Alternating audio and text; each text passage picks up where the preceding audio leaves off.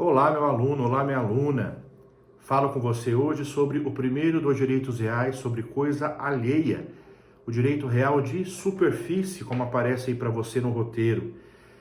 Importante recordar que todo direito real sobre coisa alheia, na verdade, é uma derivação do direito de propriedade, porque a propriedade é considerada um direito matriz, um direito a partir do qual nascem todos os outros direitos reais.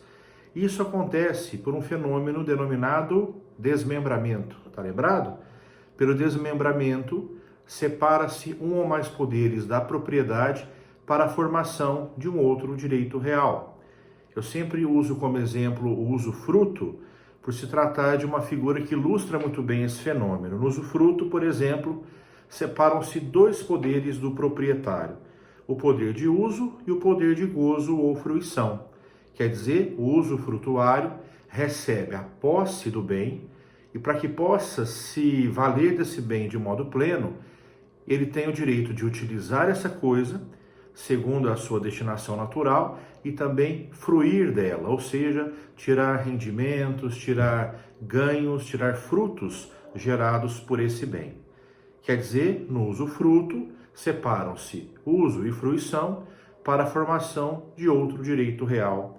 E aí, naturalmente, que será um direito real exercido sobre coisa alheia, sobre coisa de outra pessoa. E assim vai acontecer, importante destacar também, com todos os direitos reais, à exceção da propriedade. Porque apenas a propriedade é direito real sobre coisa própria, daí propriedade. Os demais direitos, repito, serão todos exercidos sobre coisa alheia. Falando agora especificamente da superfície, o nome é sugestivo. É o direito real pelo qual o proprietário chamado fundinheiro ou chamado concedente concede, daí o nome, um terreno, uma área para ser aproveitado por um tempo sempre determinado, não há superfície indeterminada, é sempre por um prazo certo, para que o chamado superficiário construa ou plante nesse terreno. Então veja qual é a dinâmica.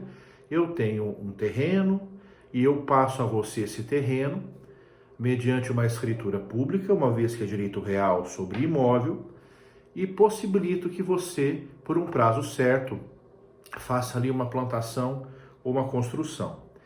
Importante destacar que o direito real de superfície fará com que haja uma possibilidade de aproveitamento desse terreno por um tempo bem maior do que seria, por exemplo, um arrendamento. Alguns questionam, mas não é mais fácil, mais informal fazer um arrendamento de um terreno, de uma área rural, por exemplo, quando a ideia é uma plantação? Sim, mas veja como a superfície tem vantagens. A primeira delas é o seu efeito erga omnes.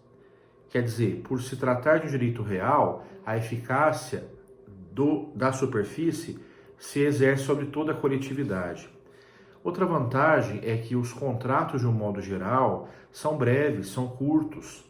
É da essência da relação contratual a sua brevidade. Já é da essência do direito real a durabilidade, né? A sua perenidade. Por isso, quando se trata de algo que se pretenda deixar por um tempo maior, a superfície é muito mais indicada. E sabe quando esse direito real é muito válido, muito proveitoso? Naquelas situações em que você, por exemplo, tem um terreno, gostaria de construir nesse terreno, mas não tem recurso financeiro para isso. Você atribui o terreno para uma certa pessoa, para que ela, por um longo prazo, você prevê 15 anos, por exemplo, 20 anos, para que ela faça ali uma obra, um investimento material, uma expansão, uma benfeitoria, e você nem cobra dela nada.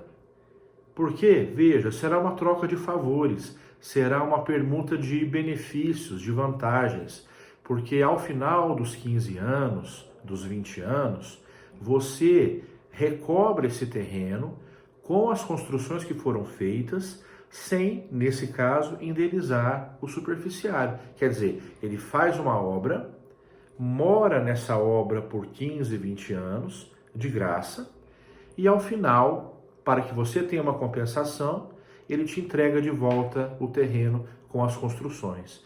Não parece interessante? Porque isso socorre aquele proprietário que em dado momento não tem recurso para investir no que é dele. E ao mesmo tempo favorece aquele possuidor que fará uma obra atendendo à sua conveniência e ficará um bom tempo sem pagar nada depois. Não paga aluguel, não paga arrendamento, porque ele vai desfrutar do que ele fez, agora pelo tempo restante do contrato. Isso não só vale para construções, como eu disse, mas também para plantações. E diz o Código Civil, ao final do prazo, esse bem retorna para o proprietário, fundieiro ou concedente, com as plantações e as construções.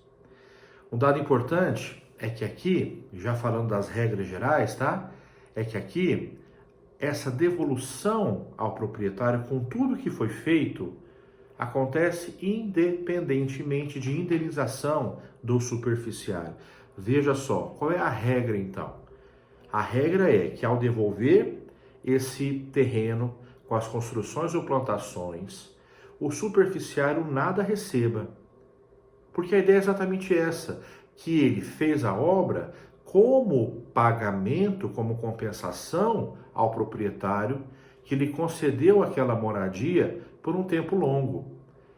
De certo modo, ou até a rigor, ele já pagou a permanência ali ao fazer a obra. Para que, portanto, o proprietário tenha, de fato, um pagamento, ele acabou já usando essa obra como compensação pela cessão do terreno por aquele tempo certo. Se houver necessidade de indenização do superficiário, atenção, apenas mediante cláusula contratual. Explicando melhor, no primeiro momento, quando o proprietário retoma o terreno, com tudo que foi feito ali, ele não está obrigado a indenizar o superficiário. A ideia é que o superficiário já desfrutou por um tempo da obra que ele fez. Se houver necessidade ou interesse na indenização do superficiário, aí sim deve haver uma cláusula declarando esse direito do superficiário em receber uma indenização, tá? Então, na omissão do contrato, nada se indeniza o superficiário. Outro dado importante é que a superfície é um direito real que limita o uso ao terreno, portanto, à superfície mesmo.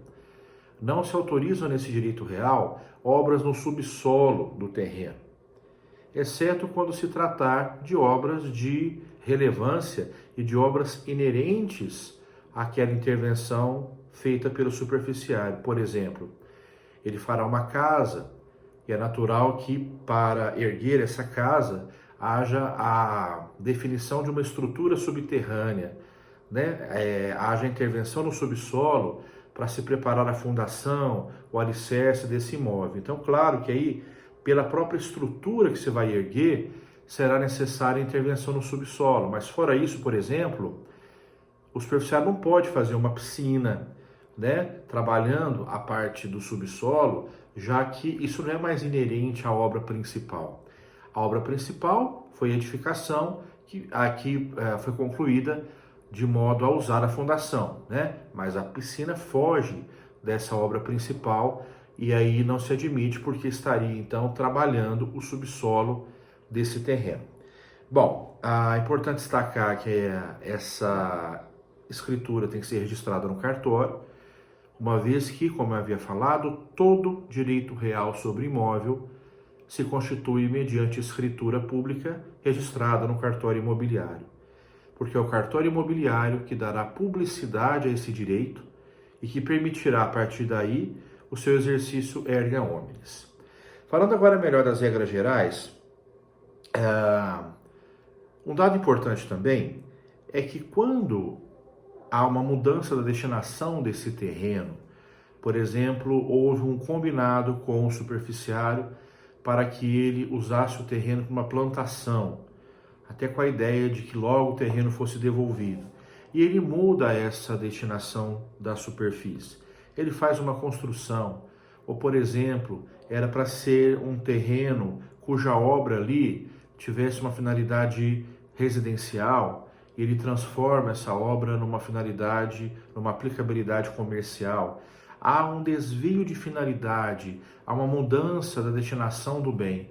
Isso autoriza que o proprietário, portanto, o concedente, o fundieiro, ele encerre o contrato de direito real de superfície. Uma vez que, embora haja uma grande autonomia para o superficiário fazer o que lhe convier, essa autonomia está limitada pela propriedade do concedente. O que foi definido no contrato deve ser rigorosamente respeitado, sob pena de se violar o contrato e autorizar, então, o proprietário a retomar o seu bem imóvel. Um dado importante, falar agora da alienação que está constando aí no nosso roteiro. A alienação significa a transferência do direito real de superfície, no primeiro momento, ou a transferência da propriedade desse terreno. Expliquemos por parte. Bom, primeira coisa, o direito de superfície é muito peculiar porque escapa a uma série de regras gerais que se aplicam aos direitos reais de um modo amplo. Como assim? Eu comentava com vocês nas aulas iniciais que o desmembramento, quer dizer, a criação de outro direito real, ele encontra uma limitação. Por quê? Porque quando se afastam os poderes para formar o usufruto, a superfície, a servidão, essa separação não é definitiva, não é irreversível. Como regra, a ideia é que em algum momento esses poderes voltem para o proprietário, para a origem do direito real. Quer dizer, quando acontece, por exemplo, o usufruto, o primeiro dado que o usufruto traz é a sua inalienabilidade, porque o usufruto é personalíssimo. Ele atende ao usufrutuário, ele favorece o titular do usufruto. Se o usufrutuário não tem interesse mais nele, ou então precisa abandoná-lo, precisa renunciar a essa prerrogativa, os poderes de uso e gozo voltam para o proprietário. Como é que se chama isso mesmo em direito das coisas? Consolidação, não é? O desmembramento é limitado pela consolidação. Como assim? Os poderes separados da fonte, que é a propriedade, permanecerão com o novo titular até que ele faleça ou até que ele renuncie. Por quê? Havendo um desses eventos, e talvez outros que a lei possa prever, mas basicamente quando ele morre ou quando ele renuncia, para onde vão os poderes recebidos? Eles voltam ao proprietário. E essa volta ao proprietário é chamada de consolidação. O proprietário reúne novamente os poderes nas suas mãos e agora a sua propriedade é chamada plena, não mais limitada como estava até então. Por que eu estou enfatizando essas regras gerais e recordando com você o desmembramento limitado para consolidação? Porque agora o direito real de superfície é uma baita exceção às duas situações que eu mencionei. Ele é uma exceção muito ilustrativa de como isso pode não acontecer. Por quê? Primeiro dado, estava comentando da alienação desse direito real. Ora, o usufruto, por exemplo, não pode ser transferido para um terceiro. Ele é personalíssimo. Ele favorece ao próprio titular. O máximo, nós veremos, é que ao transferir o exercício desse usufruto, o titular permaneça usufrutuário e por um tempo permita a alguém valer-se do usufruto. Em outras palavras, a lei permite transferir o exercício por um tempo do usufruto, não o próprio usufruto. Eu não posso abrir mão do meu usufruto e passar para você, porque, repito, ele tem caráter personalíssimo.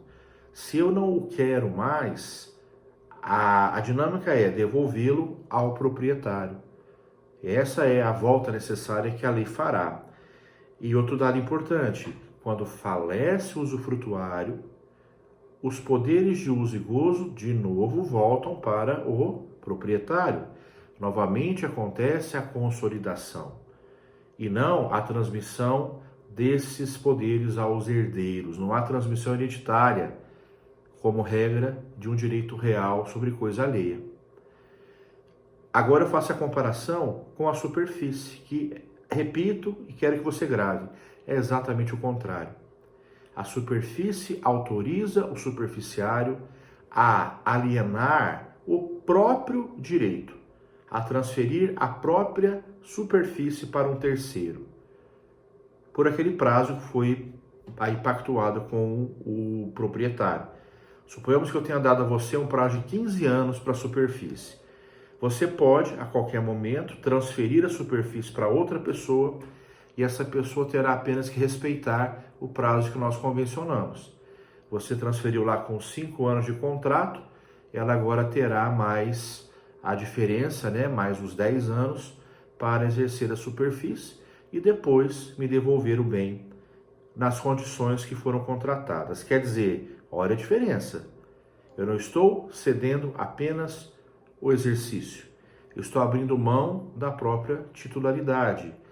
Eu, superficiário, que passo para frente o direito, eu saio de cena.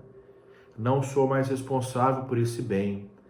Não me favoreço também dos seus benefícios, porque agora houve a subrogação. Importante lembrar disso do direito das obrigações. O que é uma subrogação pessoal? Alguém ocupa a exata condição jurídica de outrem. E nesse momento, ocupa a mesma posição contratual daquele que saiu. Vamos passar isso agora para a superfície. Eu não quero mais ser superficiário. Por algum motivo, eu passo para você com 5 anos de contrato. Eu saio de cena e você agora ocupa a exata posição jurídica que era minha. Direitos, obrigações, garantias, privilégios, imposições do contrato. É como se você ingressasse plenamente na minha pessoa ali de credor e devedor do contrato. Eu, portanto, saio de cena e agora você continua o contrato até o final. É o que vai acontecer aqui. O superficiário sai de cena e o seu subrogado, o que ocupa a sua posição, ocupará essa posição plenamente até o final do prazo contratual. Essa é uma primeira possibilidade. A segunda possibilidade, que não cabe para o usufruto, para a servidão, isso é da superfície, é a herança.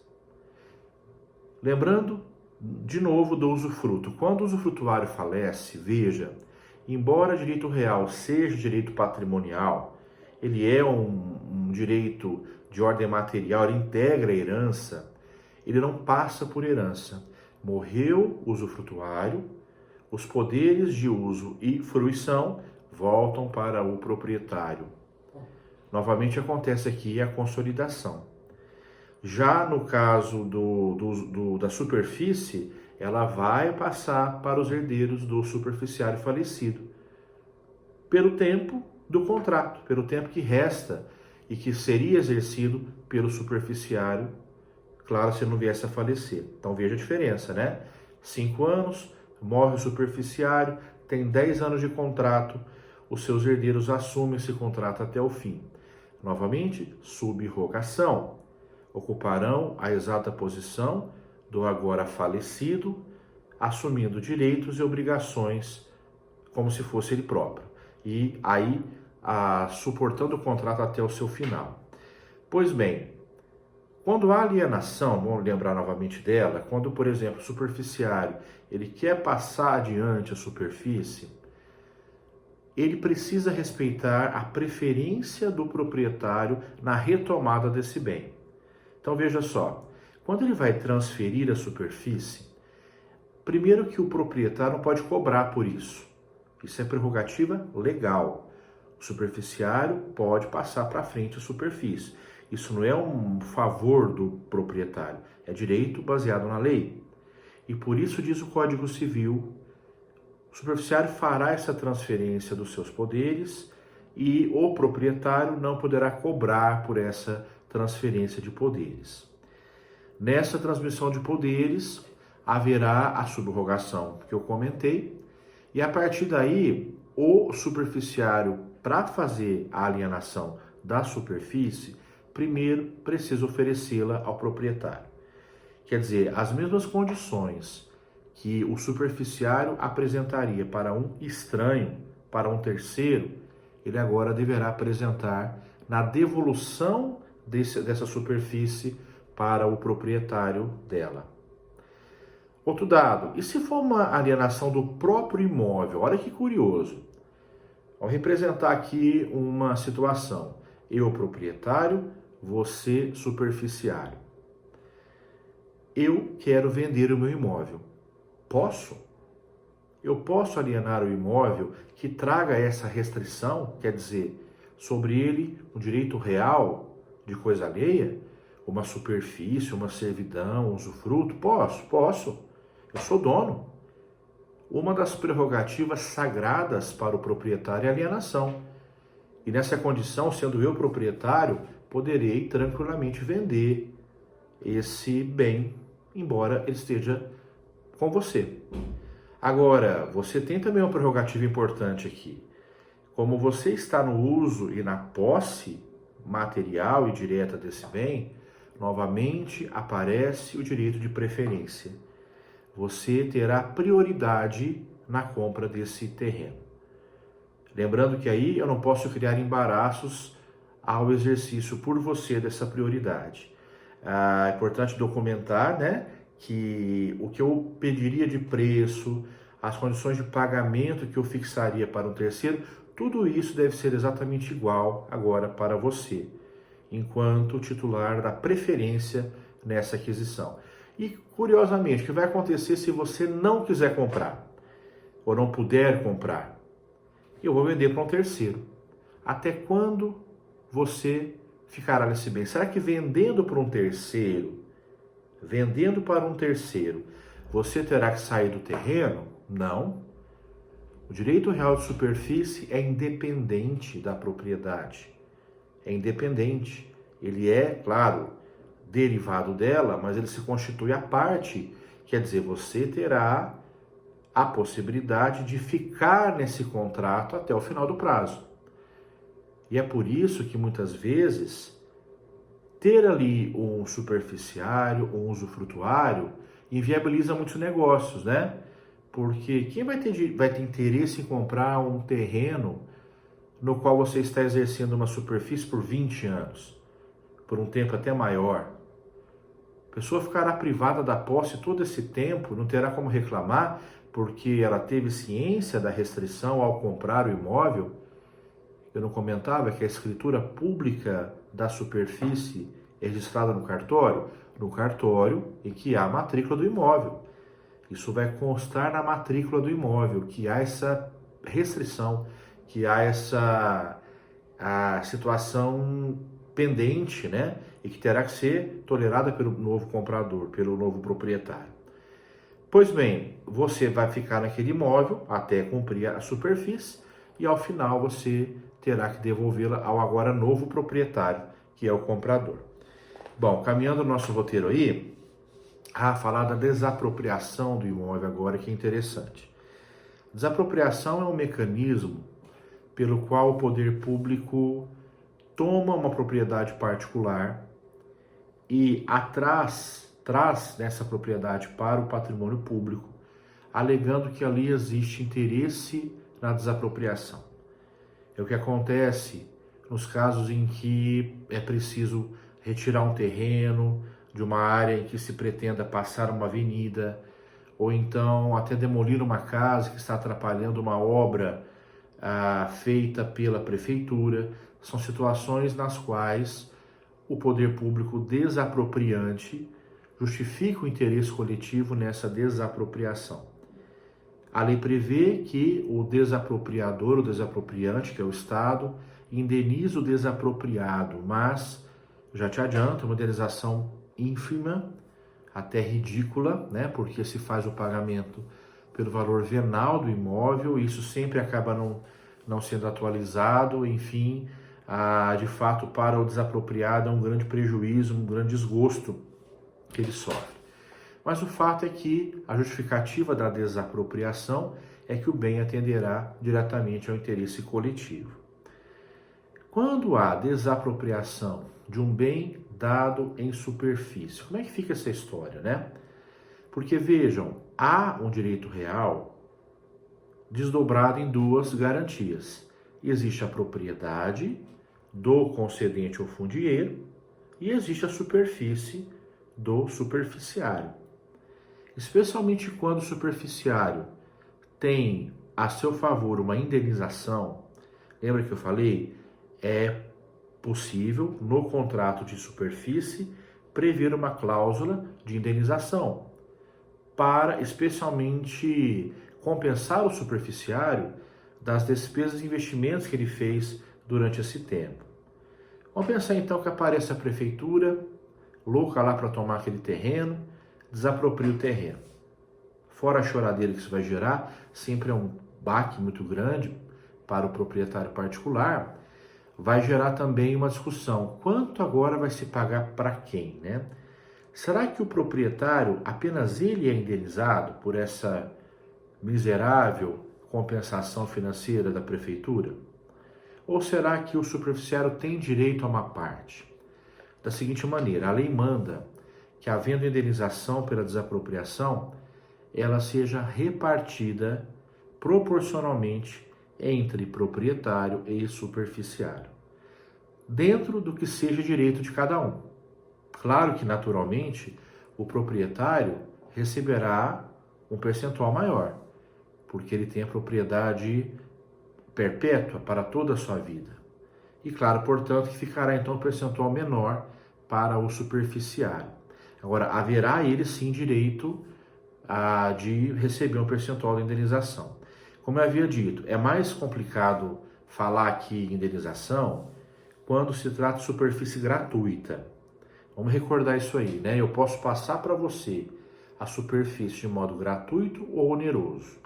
Quer dizer, você ou ficará de graça no meu terreno lá por 15 anos, até para que você construa e possa morar nesse terreno, ou eu posso fixar para você um valor. Vai dizer o Código Civil, você pode ter que pagar a mim esse valor de forma direta ou parcelada, mas é possível a transferência onerosa da superfície. Então, se de repente resolveu pagar parceladamente, como se fosse um aluguel, né? Então, para além da obra que você fará, eu quero que você me pague um valor. Isso tudo é convencionado por nós. Claro, né, que nesse caso, como há uma onerosidade da sua superfície, eu preciso repassar a você o valor dessa indenização que possa compensá-lo das perdas que você terá. Você ficaria lá há um tempo, acabou sendo privado desse tempo por conta da desapropriação. Isso tudo é calculado também para que você seja compensado dessa perda. E quando há a cláusula de indenização? Mais ainda, porque aí veja, já havia uma expectativa sua, lá no começo do contrato, em receber um retorno financeiro, que no momento em que devolvesse o terreno, com as plantações e construções, houvesse uma indenização. Claro que aí haverá ainda mais obrigatoriedade do proprietário em repassar a você um percentual dessa indenização bem fraquinha, que geralmente se paga no processo de desapropriação. Por fim, eu quero só destacar com você então o seguinte: se houver uma necessidade de dar um tempo maior, né, de dar um lapso temporal mais generoso, em que se possa ter uma estabilidade de posse, de manutenção no bem, melhor fazer uma superfície. Quando, por outro lado, a ideia é de um aproveitamento passageiro, por um tempo mais curto, aí vale a pena um contrato de arrendamento. Isso quando você compara o arrendamento com a superfície, quer dizer, quando nas duas situações o planejamento é plantar. Nós sabemos que a plantação no arrendamento gera a possibilidade até de que o pagamento aconteça com a produção que ali foi observada. Então a pessoa paga em mantimentos, paga com a própria produção da lavoura. Então, se a ideia é uma plantação, essa plantação pode ser feita por um tempo mais curto. Aí você realiza simplesmente um contrato de arrendamento. Agora, se a ideia é especialmente a construção, e veja, essa permuta de benefícios, né? De modo que eu não tenho como investir no meu terreno, mas você tem, e você investindo no terreno poderá ficar um bom tempo usufruindo dele, aí no nosso caso acaba sendo bem mais interessante o direito real de superfície.